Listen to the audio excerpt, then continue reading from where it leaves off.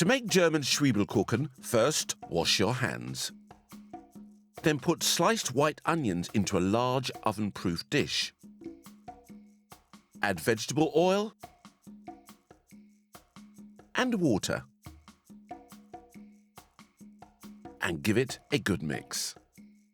Then ask a grown-up to put the dish into the oven to cook the onions. In a separate bowl, add quark and double cream. Crack 2 eggs, check for eggshell, and add each egg to the bowl of cream and quark. Don't forget to wipe your hands after handling raw eggs. Carefully cut up a small handful of fresh chives using scissors. Then add half of the chives to the bowl and mix the egg and chives into the creamy mixture. Now add caraway seeds and stir them through. Using scissors, carefully cut up 3 slices of German ham or any ham of your choice. Now take ready-made puff pastry and roll it out onto a floured worktop. Place the baking tray on top of the pastry to check that the pastry is bigger than the tray.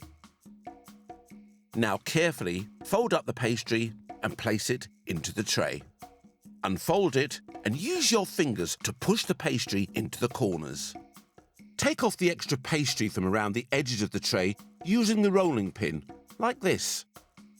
Then use a fork to make small holes in the pastry. When the onions have cooked and cooled, tip them onto the pastry and use a spoon to spread them out evenly.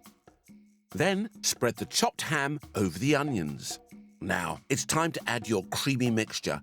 Pour the mixture over the ham and onions until they are all covered. Sprinkle grated Emmental cheese and more caraway seeds over the top. Finally, add the rest of your chopped chives. Now ask a grown-up to put the tray into the oven. When the German Zwiebelkuchen is cooked and slightly cooled, it's ready to eat. This is a My World Kitchen Amber recipe to be eaten occasionally.